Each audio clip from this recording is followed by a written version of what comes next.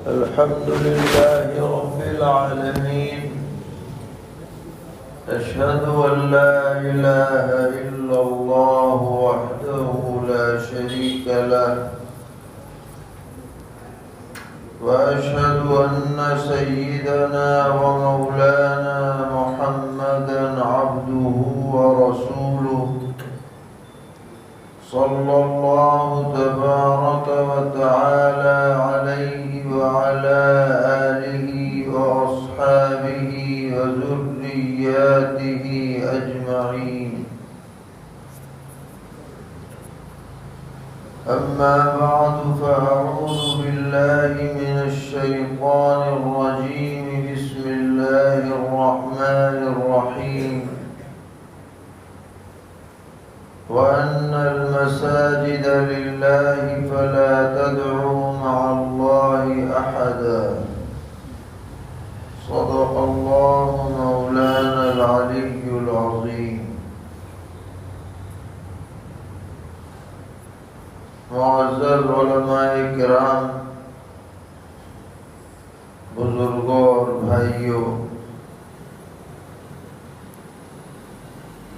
اسلام ایک اجتماعی مذہب ہے۔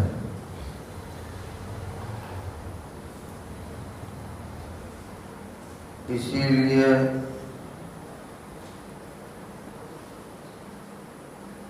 اسلام میں جو اہم ترین عبادت ہے،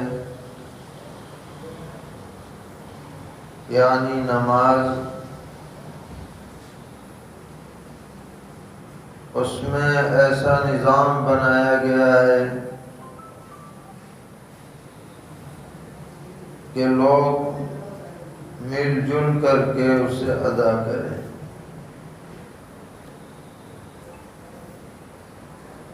ہر مرد پر سنت مؤکدہ واجب کے قریب یہ بات ہے کہ وہ 5 وقتہ نماز مسجد میں آ کر باجماعت ادا کرے۔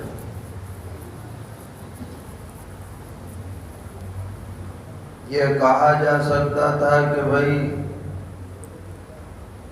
5 نمازیں فرض ہیں، سب اپنی اپنی پڑھ لیا کریں جیسا موقع ہو، لیکن ایسا نہیں کہا گیا، بلکہ سرور عالم صلی اللہ تعالی علیہ وسلم نے تاکیداً حکم فرمایا کہ مسجد میں باجماعت نماز ادا کی جائے،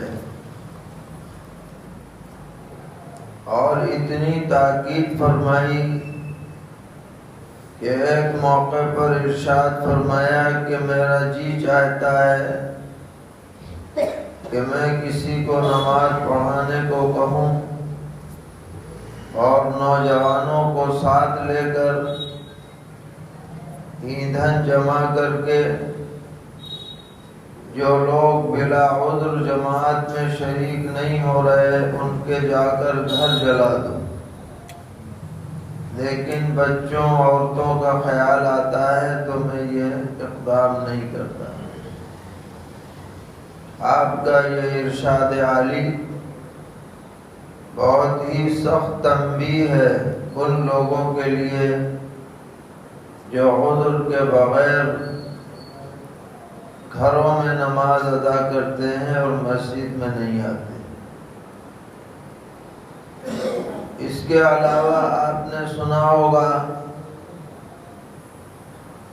کہ نبی اکرم علیہ الصلاۃ والسلام نے فرمایا کہ جو شخص گھر سے وضو کر کے مسجد کے لیے چلتا ہے تو ہر قدم پر نیکیاں ملتی ہیں اور برائیاں مٹتی ہیں، اور مسجد میں اگر وہ نماز کے وقت سے پہلے حاضر ہو جائے اور باوضو بیٹھا رہے اور کسی سے کوئی غلط گفتگو نہ کرے تو جب تک وہ انتظار میں رہے گا فرشتے اس کے لیے دعائے مغفرت دعائے رحمت کرتے رہیں۔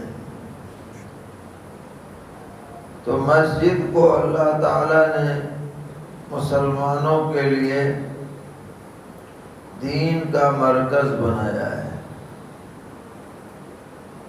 جو شخص مسجد سے جڑ جاتا ہے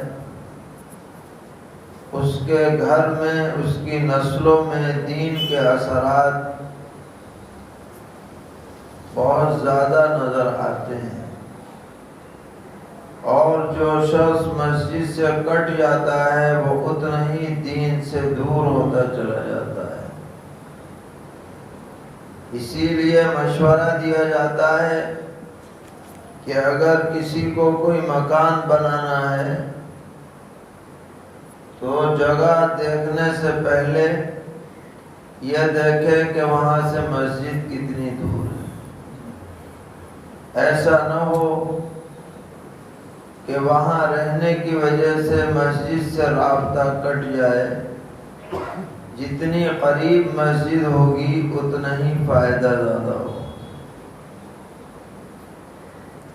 اسی لیے جب نئی کالونیاں بنتی ہیں اور وہاں کسی جگہ کو مسجد کے لیے خاص کر دیا جاتا ہے تو وہاں غیر محسوس طریقے پر مسلم آبادی بڑھتی چلی جاتی ہے مسجد کی برکت سے۔ بڑے بڑے شہروں میں یہ دیکھا گیا ہے۔ تو مسجد سے وابستگی اجتماعیت کا مظہر ہے ایک مسلمان کے لیے۔ اسی بنا پر سرور عالم صلی اللہ تعالی علیہ وسلم نے ہجرت فرمانے کے بعد سب سے پہلے مسجد کی فکر فرمائی۔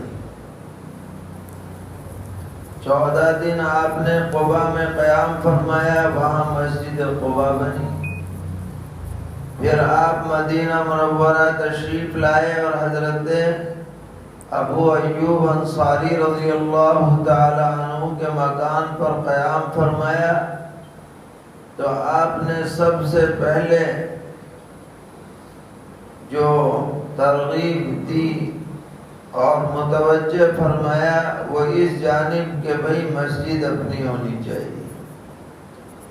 چنانچہ یہ جس جگہ مسجد نبوی ہے یہ جگہ خریدی گئی اور یہ ہموار نہیں تھی، اس کو ہموار کیا گیا اور اس میں جو کھجور کے پرانے درخت تھے ان کو کاٹ کر قبلے کی دیوار بنائی گئی اور اس سے جو پتے وغیرہ نکلے اس سے چھپر بنایا گیا۔ پہلی مسجد مدینہ منورہ کی اس طرح تعمیر ہوئی اور اس میں بنفس نفیس نبی اکرم علیہ الصلوۃ والسلام نے حصہ لیا مسجد کی تعمیر میں۔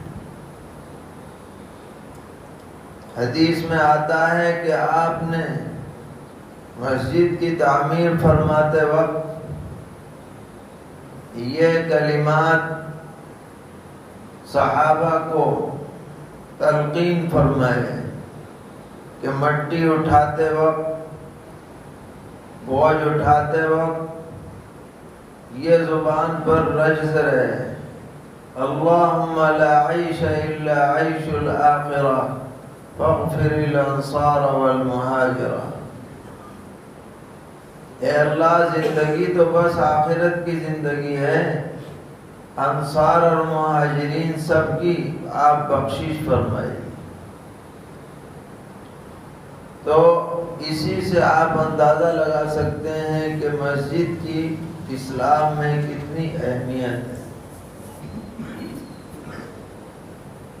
اس کے بعد پھر مسجد نبوی میں اضافات ہوتے رہے۔ دور عثمانی میں مسجد کے قبلے کی جانب ازواج مطہرات کے گھر تھے، ان سب کو خرید کر مسجد میں داخل کیا گیا اور ادھر ادھر کی عمارتوں کو بھی شامل کیا گیا، اور جب جیسی ضرورت ہوتی رہی اس میں اضافات ہوتے رہے. آج بہت بڑی عظیم الشان مسجد ہے. کہتے ہیں اتنی بڑی ہو گئی ہے کہ دور نبوت کا پورا مدینے کا رقبہ اس کے اندر آ چکا ہے. اللہ تعالیٰ اس کی شان کو ہمیشہ بڑھاتا رہے. وہاں کی رونق اور برکتوں سے ہم سب کو فیضیاب فرماتا رہے. تو آپ پوری دنیا کے مذاہب پر نظر ڈال لیں، کسی بھی مذہب والوں کا اپنی عبادت گاہوں سے اتنا ربط نہیں ہے جتنا مسلمانوں کا اپنی مسجدوں سے ہے. بتائیے ایسا ہے یا نہیں؟ ہمارے برادران وطن ہیں، کبھی ہفتے 2 ہفتے میں چلے گئے، سال 2 سال میں چلے گئے. عیسائی لوگ ہیں، ان کے ہاں بھی یہی ہے کہ بھئی اتوار کو چلے جاؤ، بہت بڑا کام کیا تو. بلکہ اب تو ان کے موبائل چرچ ہو گئے ہیں، یعنی گاڑی میں چرچ بنا دیا، وہی جا کے گھر پہ کھڑی ہو جاتی ہے کہ یہیں اپنا کام کر لو. اسلام میں ایسا نہیں ہے کہ موبائل مسجد ہو چلتی پھرتی. یہاں تو جو مسجد بن گئی تو بن گئی بس. اب اس میں کوئی ادھر ادھر جس نے بنائی ہے وہ بھی نہیں کر سکتا. جو واقف ہے وہ بھی اس میں تبدیلی نہیں کر سکتا. اسلام کا تو یہ ہے، آنا ہی پڑے گا مسجد میں.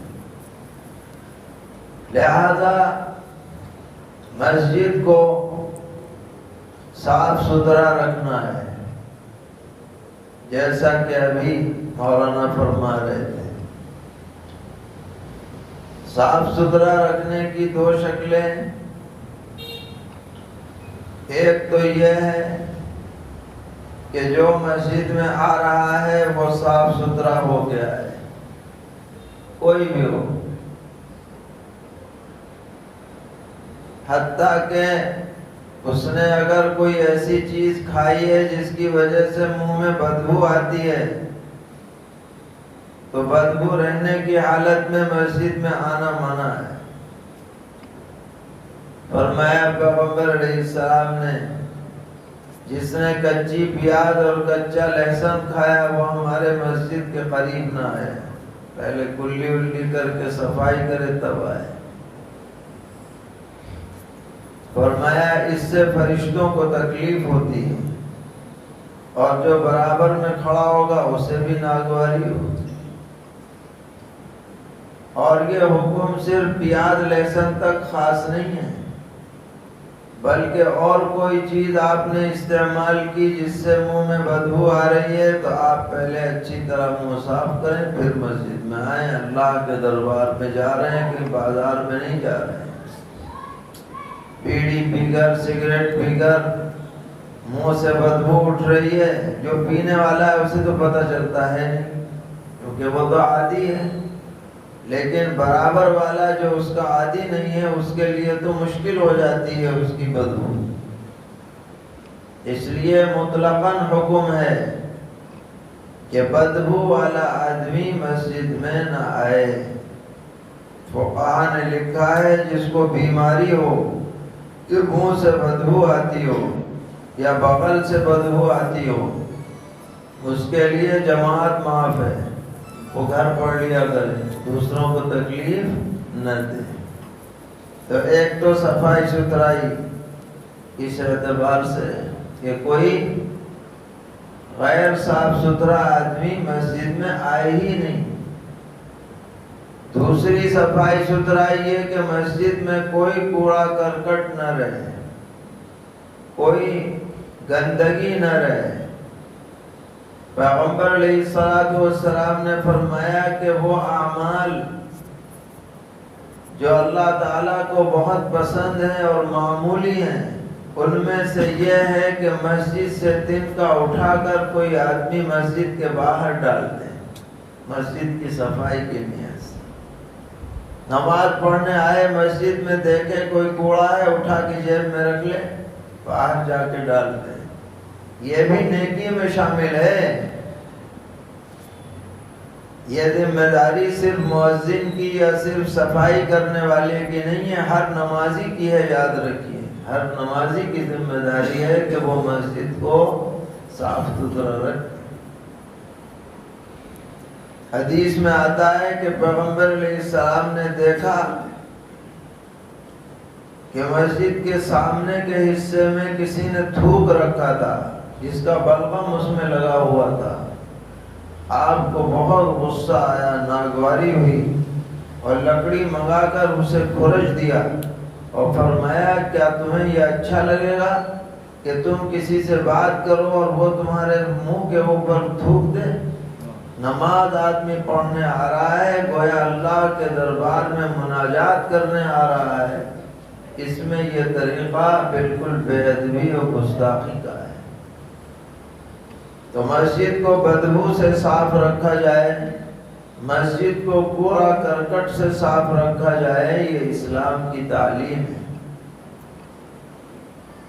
اسی طریقے پر مسجد دور نبوت میں تمام دینی امور کے لیے ایک اجتماعی مرکز کی حیثیت رکھتی تھی۔ نماز تو ہو ہی رہی ہے 5 وقتہ، لیکن تعلیم کے حلقے بھی مسجد میں لگ رہے ہیں، اور کوئی اہم مشورہ ہے دینی معاملے میں وہ بھی مسجد میں ہو رہا ہے۔ جہاد کے لیے صفیں بنائی جا رہی ہیں، ٹکڑیاں روانہ کی جا رہی ہیں، لشکر روانہ کیے جا رہے ہیں، وہ بھی مسجد ہی سے ہو رہے ہیں۔ کوئی آدمی بیچارہ غریب آ رہا ہے، اس کے لیے تعاون کی ضرورت ہے، تو وہ بھی مسجد میں ہو رہا ہے۔ صحیح روایت ہے جمعے کے وقت میں ایک بیچارہ بہت ہی مفلوق الحال شخص جس کا نام ہے سلیح غطفانی، وہ آیا، پیغمبر علیہ السلام نے اس سے سب مجمع میں نماز پڑھوائی 2 رکعت، تاکہ سب جان جائیں۔ پھر آپ نے اس کے لیے چندے کی بذات خود کیا کی، اپیل فرمائی کہ بھئی یہ غریب آدمی ہے، تم لوگوں سے جو ہو سکے اس کا تعاون کرو۔ تو چندہ بھی ہوا۔ غزوہ تبوک کے موقع پر جہاد کے لیے چندہ ہوا، سارا چٹا مسجد میں لگایا گیا، سامان جو لوگ لے کے آ رہے۔ تو آپ سیرت کی کتابوں کو پڑھیں گے تو پتہ چلے گا کہ مسجد اجتماعیت کا سب سے بڑا مرکز بن کر کے اسلام میں ابھری۔ آج بھی اگر مسجد کو یہ حیثیت دی جائے اور اسے بنیاد بنا کر دینی اور ملی امور انجام دیے جائیں، تو یہ سب سے بڑا دنیا کا بہترین نیٹ ورک بن سکتا ہے، جس سے مضبوط نیٹ ورک اور کوئی نہیں ہوگا۔ کیونکہ ہر مسجد کا ایک دائرہ اثر ہوتا ہے، جتنے مکانات کے لوگ یہاں نماز پڑھنے آ رہے ہیں ان سب کا یہ مرکز ہے، اور یہاں کا امام ان سب کا امام ہے، ان سب کا رہبر ہے، ان سب کا مرجع ہے، ان سب کے لیے مسئول ہے۔ کوئی بھی بات ہو وہ یہاں سے رابطہ کر سکتے ہیں۔ ہر محلے کی مسجد، محلے سے مراد میونسپلٹی کا محلہ نہیں ہے، مسجد کا محلہ، مسجد کا محلے کا دائرہ میونسپلٹی کے محلے سے اور مختصر ہوتا ہے۔ ایک محلے میں 10 مسجدیں ہیں تو محلہ تو ایک ہے، لیکن ہر محلے کی حد الگ ہے، یعنی ہر مسجد کے محلے کی حد الگ ہے۔ اب کوئی پیغام اگر بھیجنا ہے، بتلانا ہے، پہنچانا ہے، اس کے لیے مسجد کا ممبر سب سے مضبوط اور سب سے مستحکم اور سب سے مؤثر ذریعہ بنتا ہے۔ اس لیے امام کو ایسا رکھنا چاہیے جو ان تمام کاموں کو بحسن و خوبی انجام دے سکے۔ اس کے پاس علم صحیح بھی ہو،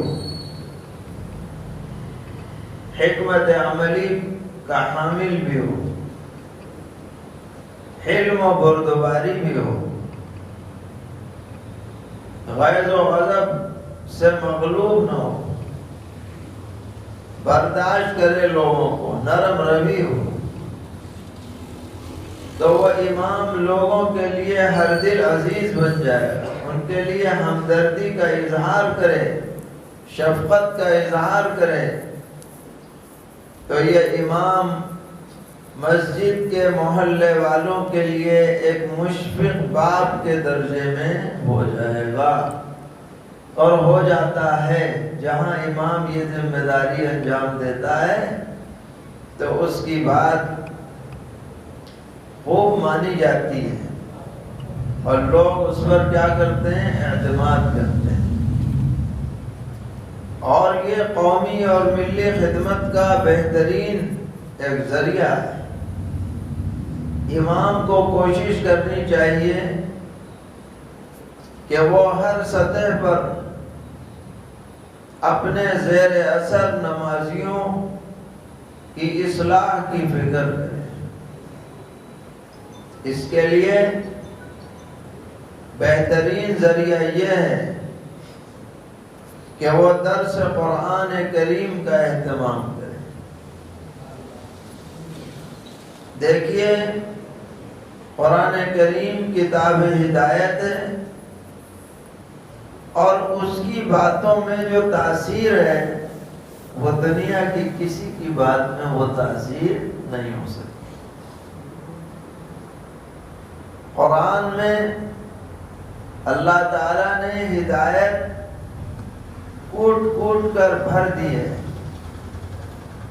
قرآنی آیات کو جو سمجھ کر کے پڑھے گا، سنے گا، غور کرے گا، تو توحید و رسالت کی حلاوت وہ اپنے دل میں محسوس کرے گا۔ شرک و بدعات کے جراثیم اس کے دل سے مٹ جائے گے۔ قرآن پاک میں اللہ نے یہ تاثیر رکھی ہے۔ تو ہم پڑھتے تو ہیں قرآن، اور نماز میں سنتے بھی ہیں، لیکن اس کی اصل تاثیر جب سامنے آئے گی جب ہم اس کے معنی کو بھی سمجھنے کی کیا کریں؟ کوشش کریں۔ اس لیے ہم ائمہ کو ترغیب دلاتے ہیں کہ آپ ہفتہ واری یا روزانہ آپس کے مشورے سے 10-15 منٹ قرآن پاک کے درس کا اہتمام کریں۔ خود آپ محسوس کریں گے کہ اس میں کتنا فائدہ ہے۔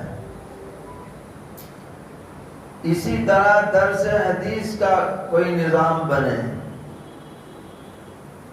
حضور اکرم علیہ الصلوۃ والسلام کی مبارک زبان سے جو کلمات صادر ہوئے اور صحابہ کرام رضی اللہ تعالی عنہم نے انہیں یاد کر کے امت تک پہنچایا، وہ بڑے پرنور کلمات۔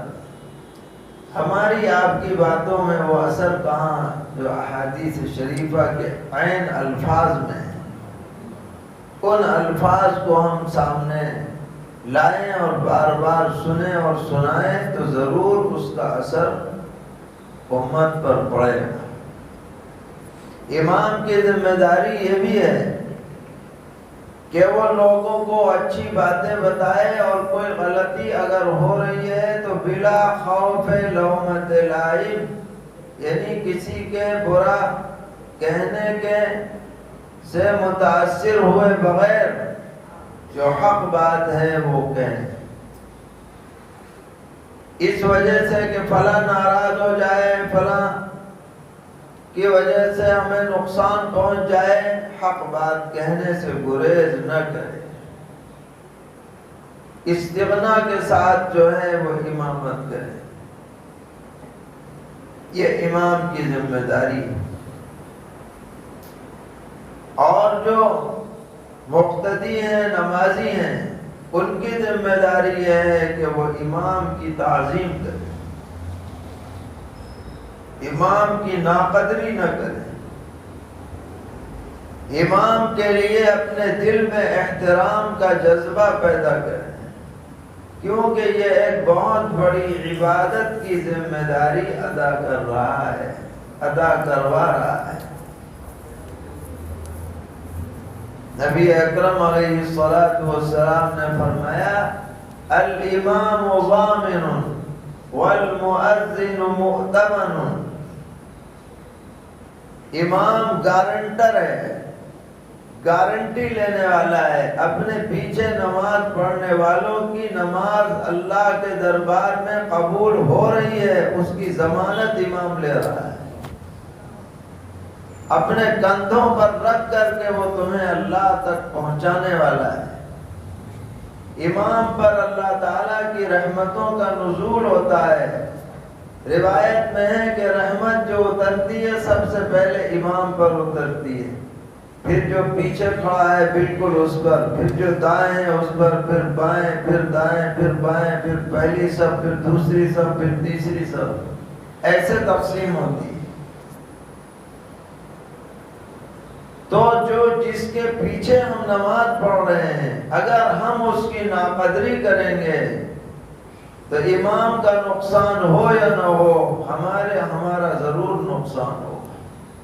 ہمیں اس کو امام کی حیثیت سے دیکھنا چاہیے، ایک ملازم کی حیثیت سے نہیں دیکھنا چاہیے کہ بھائی یہ تو مسجد کا ملازم ہے، ہم اسے تنخواہ دے رہے ہیں، ہم جیسا چاہیں گے ویسا ہوگا، ہمارے حکم کی تعمیل کرنی پڑے گی۔ یہ بات، یہ انداز کسی بھی نمازی کے لیے امام کے ساتھ درست نہیں ہے، چاہے وہ نمازی مسجد کا منتظم ہو یا منتظم نہ ہو، امام امام ہے۔ ہمارے ہاں دارالفتہ میں بہت سے مسائل آتے ہیں، امام صاحب ایسے ہیں، امام صاحب ویسے ہیں، امام فلاں ہیں، تو ہم لوگوں کا معمول یہ ہے کہ اس طرح کے مسائل میں ہم جواب نہیں لکھتے، ہم کہتے ہیں اچھا امام صاحب ایسے ہیں، اوہو لاؤ امام صاحب سے بات کراؤ، ہم پوچھیں گے کیا معاملہ ہے۔ ارے ہاں وہ تو دور ہیں، وہ نہیں ہے، تو آئیں غائیں ہو جائے گا، کیونکہ حقیقت پتہ چلے گی کہ کیا معاملہ ہے۔ لوگوں نے یہ سمجھ رکھا ہے کہ سب سے کمزور جو ہے وہ امام کی گردن ہے، ذرا سی بات ہو گئی بس کہنے سننے سے دریغ نہیں۔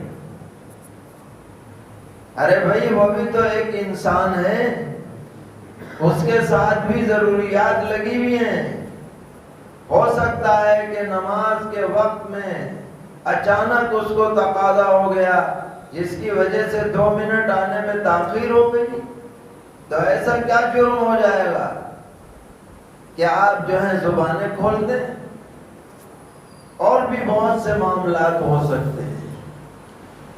تو ہمارا کہنا یہ ہے کہ مسجد کے نمازی، مسجد کے منتظمین، ان کو جیسے اپنی فکر کرنی ہے ایسے ہی امام کی بھی فکر کرنی، کیونکہ وہ امام ضامن ہے، حضور نے فرمایا ہے۔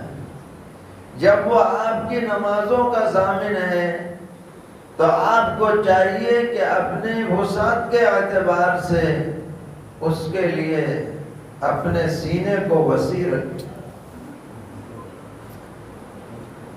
اور ایسا ماحول بنائیں کہ وہ پورے شرح صدر اور اطمینان کے ساتھ آپ کی مسجد کی ذمہ داری کو بجا لائے۔ اور یہ ماحول کب بنے گا؟ جب کہ آپ اس کے لیے معاشی اعتبار سے اطمینان بخش اسباب مہیا کریں۔ اگر وہ فیملی والا ہے تو اس کے لیے آپ گھر کا انتظام کریں، اس کی ضرورت کے موافق اس کے لیے تنخواہ کا نظم کریں، مشاہرے کا، اور اس مشاہرے اور تنخواہ کو نماز کا عوض نہ سمجھیں۔ نماز کا کوئی عوض نہیں ہے، کوئی بدلہ نہیں ہے، یہ تو اعزازیہ ہے جو امام کی خدمت میں پیش کیا جا رہا ہے۔ اور آپ یقین رکھیے، اگر آپ ارادہ کریں گے کہ ہمیں ان کے ساتھ حسن معاملہ کرنا ہے، ویسے ہی مسجد کی آمدنی بڑھتی چلی جائے گی اللہ کی طرف سے، غیب سے انتظامات ہوں گے، لوگوں کے دلوں کو اللہ تعالیٰ متوجہ فرما دے گا۔ ہماری طرف سے ہمت کی کمی ہے، اللہ کی طرف سے عطا میں کمی نہیں۔ جب ساری چیزوں کا انتظام ہو سکتا ہے تو بہتر مشاہرے کا انتظام کیوں نہیں ہو سکتا؟ ہمت کریں گے تو ہوگا۔ ہمیں خود اپنے اخراجات کا جائزہ لینا چاہیے۔ ہم اپنی بات بتاتے ہیں کہ ہمارے ہاں صرف دودھ کا خرچہ جو ہے وہ 5,000 کے قریب، روزانہ جو دودھ آتا ہے اس کا خرچہ 5,000، بقیہ الگ ہے۔ اب جو خالی دودھ کا خرچہ وہی آپ امام کو دے رہے ہیں، اور امام کی ضروریات اور بھی ہیں، تو وہ بیچارہ کیسے مطمئن ہوگا؟ کل کو کوئی اور مسجد والا اسے 6,000 دینے لگے گا تو وہ ڈھلمل وہاں چلا جائے گا، 7,000 کوئی آ جائے گا تو ادھر چلا جائے گا۔ اور اگر آپ نے یہیں پر اس اچھے آدمی کو رکھنا ہے اور اس کی اچھی تنخواہ دی جائے تو وہ مطمئن ہو کے کام کرے گا، سالوں تک آپ کی خدمت کرے گا، آپ کی نمازیں پڑھائے گا۔ اور ہم نے دیکھا کہ جہاں پر لوگوں نے ہمت کی وہاں راستے کھل گئے۔ مسجد چھوٹی ہے لیکن اللہ نے آمدنی کے ذرائع پیدا کر دیے، لوگوں کے دلوں کے اندر اس کی ضرورتوں کو ڈال دیا۔ ممبر بن گئے کہ جی ہم ایک مہینے 1,000 دیں گے، 50 ممبر بن گئے تو 50,000 تو یوں 1,000 دینا کسی کے لیے ایسا کوئی خاص مشکل نہیں ہے آج کے دور میں۔ بتائیے 500 کے بنا لو تو 50 بن جائیں گے تو 25,000 تو ویسے ہی ہو گئے، روزانہ کے چندے کی ضرورت نہیں، مگر اس کے لیے ایکٹیو ہونا پڑے گا، ہمت کرنی پڑے گی۔ ہمت مردہ مدد خدا۔ اتنی اچھی مسجدیں بن گئی ماشاءاللہ، ٹائل لگ گئے، اے سی لگ گئے، ان کا بھی تو خرچہ ہی ہوا ہوگا، مفت میں تھوڑی بن گئی۔ اور خرچہ کیسے ہوا؟ کچھ لوگ کھڑے ہو گئے ہمت لے کے، اللہ نے کروڑوں کا بجٹ پورا کرا دیا مسجدوں کا۔ تو ایسے ہی اماموں کا بھی ہو سکتا ہے۔ اسی طرح ہر مسجد کے ساتھ قریبی اطراف کے مکانوں کے بچے اور بچیوں کی تعلیم کا بھی نظم ہونا چاہیے، مسجد کے خارجی حصے میں، مسجد کے اندر نہیں، خارجی حصے میں۔ ہم نے دیکھا ہے انگلینڈ وغیرہ میں غیر اسلامی ماحول ہے، تعلیم کمپلسری ہے، کوئی بچہ بچی اسکولنگ نظام سے الگ نہیں رہ سکتا، ننگا معاشرہ ہے۔ آپ اپنے بچوں بچیوں پر سختی نہیں کر سکتے، وہ پولیس کو کال کر دے گی تو آپ ہی کو پکڑ کے لے جائے گی پولیس۔ ایسا ماحول ہے، لیکن وہاں آج بھی مسجدیں آباد ہیں، شاندار، چرچ خریدے جا رہے ہیں مسجد کے لیے، برقعے والی عورتیں نظر آ رہی ہیں۔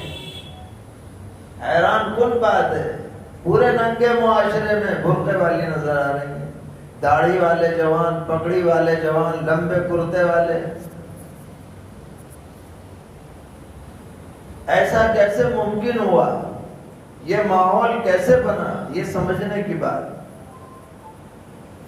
کہ وہاں ہر مسجد کے ساتھ مکتب کا نظام ہے، ہر مسجد کے ساتھ بڑا مکتب ہے، اور ہم نے خود اپنی آنکھوں سے دیکھا کہ صبح اور شام اسکول جانے سے پہلے لوگ اپنی اپنی گاڑیوں سے اپنے بچوں کو مکتب میں چھوڑ کے جاتے ہیں 1 گھنٹے کے لیے، شام کو واپس اسکول سے آئے گا تو 1 گھنٹے کے لیے مکتب میں جائے گا، بچہ ہو یا بچی۔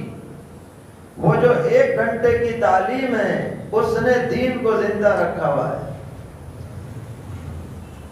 بات سمجھ میں آ رہی ہے نہیں؟ جو بھی مسجد بنے گی وہاں پر اس میں لازم ہے کہ مکتب کا نظام بھی بنے گا، اس میں طلبہ، یہ چھوٹے چھوٹے بچے اسکول والے اپنے کپڑے بدل بدل کے، جبہ پہن پہن کے سب مکتب میں آ جاتے ہیں، 1-2 گھنٹہ پڑھیں گے پھر اپنا چلے جائیں۔ جن قوموں نے یہ طریقہ اپنایا ان کی نسلیں دین پر قائم ہیں۔ گجرات کے لوگ گئے، بنگال کے لوگ گئے، انہوں نے یہ طریقہ اپنایا، اور جو عرب گئے وہاں ان کے یہاں مکتب کا نظام نہیں ہے، ان کی آنے والی نسلیں سب انہی کے اندر رچ بس گئی ہیں، خنزیر کھاتے ہیں اور جناب شرابیں پیتے ہیں، کوئی فرق نہیں سوائے نام کے، کوئی فرق نہیں۔ مگر یہ لوگ جنہوں نے مکتب سے اپنا رابطہ مضبوط رکھا، جیسے بھی حالت میں ہیں ایمان پر قائم ہیں، ارتداد سے بچے ہوئے ہیں، مسجدیں آباد ہیں، ماشاءاللہ مدرسے بھی قائم ہیں۔ یہ نظام ہمارے ملک میں بھی ہر جگہ ہونا چاہیے۔ یہ مسجد والوں کی ذمہ داری ہے کہ وہ مکتب ضرور بنائیں، اور جتنی بھی مکان ایک مسجد سے متعلق ہیں، 50 ہوں 60 ہوں، ہمارے پاس سروے رہنا چاہیے۔ دینی تعلیم بورڈ کی طرف سے ایک سروے کا فارم جاری کیا گیا ہے، میں مولانا سے کہوں گا کہ وہ منگائیں، اور ہر گھر میں جا کر کے نوٹ کریں کتنے بچے ہیں، کتنے اسکول جا رہے ہیں، کتنے مکتب میں جانے کے قابل ہیں، کیوں نہیں جا رہے ہیں، ان کی لسٹ بنا کر کے انہیں آمادہ کریں۔ تو یہ ہماری ذمہ داریاں ہیں۔ شریعت میں کوئی عہدے کی کوئی حیثیت نہیں ہے، خدمت کی حیثیت ہے۔ عہدہ خدمت کے لیے لیا جائے تو ٹھیک ہے، اور عہدہ ناموری کے لیے لیا جائے تو لعنت اور بوجھ ہے۔ خدمت کے لیے ٹھیک ہے، اگر آپ کو اللہ نے یہ خدمت کا موقع دیا ہے تو آپ ایسا کام کر کے جائیے کہ آپ نہ بھی رہیں پھر بھی اس کا ثواب آپ کو ملتا ہے۔ تو مسجد کی تولیت، مسجد کی خدمت بڑی سعادت کی بات ہے، لیکن یہ بڑی ذمہ داری کی بات ہے۔ ان سب ذمہ داریوں کو ادا کرنا ہے، کیوں بھائی ارادہ کریں گے انشاءاللہ۔ اللہ تعالیٰ سب کو توفیق عطا فرمائے اور اس مجلس کو قبول فرمائے، اور ہم سب کے لیے خیر اور عافیت کے فیصلے فرمائے۔ وصلی اللہ تعالی علی خیر خلقہ محمد وآلہ وصحبہ اجمعین برحمتک یا ارحم الراحمین۔